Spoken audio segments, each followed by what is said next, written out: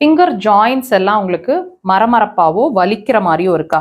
ஒவ்வொரு ஜாயிண்ட்டுமே ஸ்டிஃபா இருக்கிற மாதிரி ஆயிடும். அப்படி நின்னுக்கும். சிலருக்குலாம் விரல் வந்து அப்படி டைட்டா நின்னுக்கிற மாதிரி இருக்கும். மடிச்சு நீட்டும் போது அப்படி நின்னுடுற மாதிரி இருக்கும். கிராம்ஸ் மாதிரி.